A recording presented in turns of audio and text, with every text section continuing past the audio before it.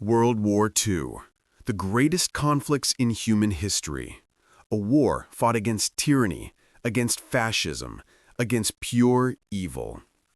But what if I told you that one of the fiercest, most venomous battles of the entire war wasn't fought against the Germans? It was fought right here, within the Allied High Command. On one side, General George S. Patton, old blood and guts, the loudmouth American cowboy who believed he was a reincarnated Roman legionnaire, a man who moved his tanks faster than anyone thought possible and slapped soldiers he thought were cowards. On the other, Field Marshal Bernard Law Montgomery, Monty, the ascetic, arrogant schoolmaster, the hero of El Alamein, who meticulously planned every inch of ground and believed the Americans were undisciplined amateurs. They were the two best field commanders the Allies had, and they absolutely, devastatingly hated each other's guts. This wasn't just a professional disagreement.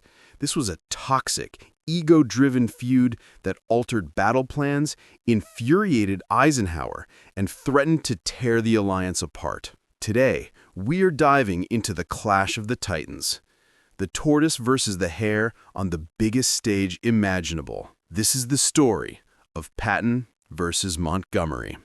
To understand why these two men despised each other, you have to understand that they were diametrically opposed human beings in almost every conceivable way.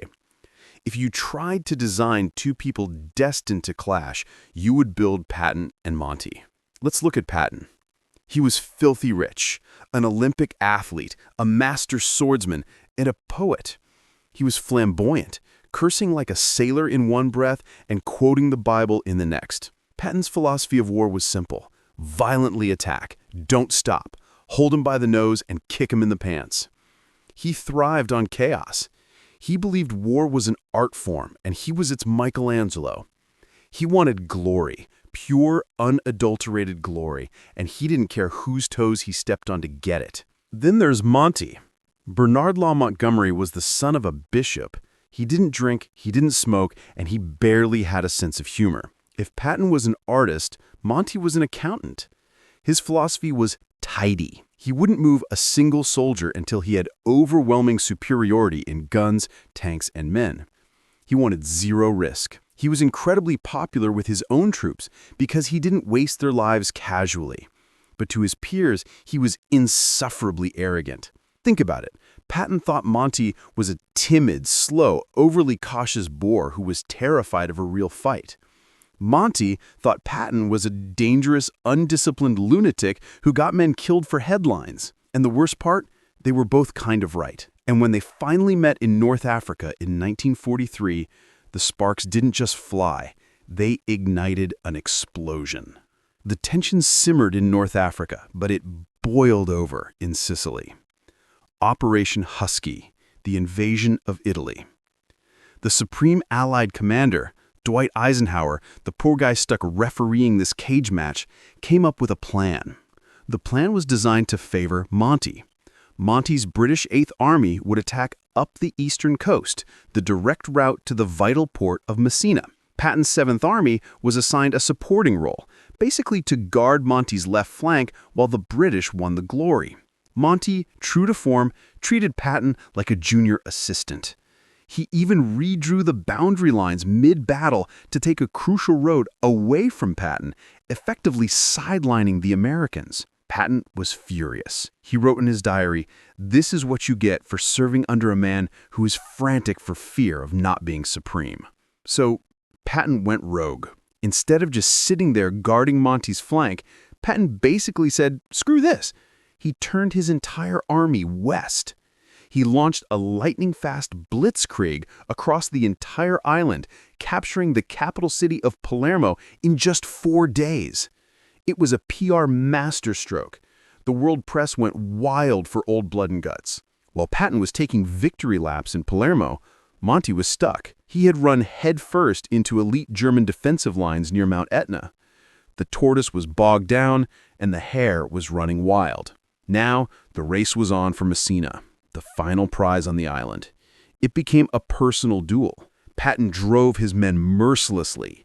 He told his commanders, "If you can't get through, I'll relieve you and get someone who can." On August 17, 1943, Patton's tanks rolled into Messina. A few hours later, a column of British vehicles approached the city. A British officer walked up to Patton, and Patton smirked and said, "What took you so long?" Patton had beaten Monty at his own game. Monty was absolutely livid. He felt humiliated by the cowboy. The rivalry was now permanent, and it was lethal. Fast forward to 1944, the invasion of Normandy. The stakes couldn't be higher. Eisenhower is in charge, but Monty is given temporary command of all ground forces for the initial invasion. Patton, meanwhile, is in the doghouse. He'd been sidelined for slapping two shell-shocked soldiers in a hospital in Sicily, an incident that nearly ended his career. Monty relishes this. The great Patton reduced to being a decoy, pretending to command a fake ghost army in England to fool Hitler. But once the Allies broke out of Normandy, Patton was unleashed again. And now the biggest strategic argument of the war began. Germany was on the ropes.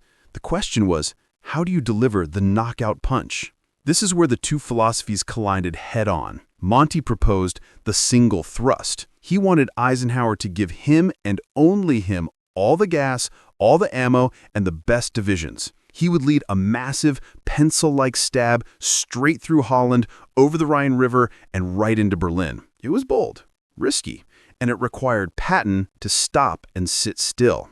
Patton thought this was insanity. He argued for the broad front. Let everyone attack all at once. He famously told Eisenhower, "Give me enough gas, and I'll go through the Siegfried Line like shit through a goose." Eisenhower, ever the diplomat, tried to compromise. He went with a broad front, but allowed Monty to try a version of his big thrust. That operation was called Martin Garden. It was Monty's brainchild. A massive airborne assault to capture bridges in Holland. It was a disaster. It was a bridge too far. The cautious Monty had finally taken a huge gamble, and it failed miserably. Then came December 1944. Hitler launches a massive surprise counteroffensive, the Battle of the Bulge. The American lines are shattered. Panic spreads. Eisenhower calls an emergency meeting in Verdun. The mood is grim. Monty walks in, and he is insufferable. He acts like he's the only adult in the room, reading the Americans on their sloppiness. He basically says, "Don't worry, I'm here to save you now." The American generals wanted to punch him. Eisenhower asks Patton, whose army is fighting miles away in the south, how long it will take him to turn his entire army 90 degrees and attack the German flank to save the trapped Americans at Bastogne. Everyone expected Patton to say it would take a week. It was an impossible logistical maneuver in freezing snow. Patton took a puff of his cigar and said, "I can attack in 48 hours. The room went silent. Other generals laughed. They thought he was lying. He wasn't lying. Patton had already foreseen the need and secretly started planning the move days before. While Monty was tidying up his lines in the north, Patton pulled off the greatest logistical miracle of the U.S. Army in World War II. He turned an entire army on a dime in a blizzard and smashed into the German flank to break the siege of Bastogne. It was Patton's finest hour, and it was the ultimate "I told you so" to Montgomery. The war ended in 1945. Patton died shortly after in a car accident, denied the glorious death in battle he always craved. Monty lived for decades longer, writing memoirs and telling anyone who would listen how he had won the war, often downplaying everyone else. So why does this rivalry matter? Was it just two massive egos swinging their weight around? Yes, it was. But it was also necessary. Dwight Eisenhower was a genius because not only was he a great battlefield tactician, but he managed these two divas.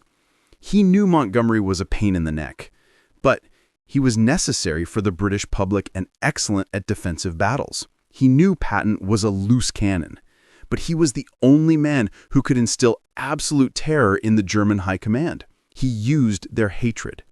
He let their competition drive them to move faster, fight harder, and push further than they ever would have alone. They were the tortoise and the hare. Neither could have won the war alone. But together, fueled by mutual loathing, they crushed the Nazi war machine. Thanks for watching. If you enjoyed this Clash of Titans, smash that like button and subscribe for more deep dives into history's greatest rivalries.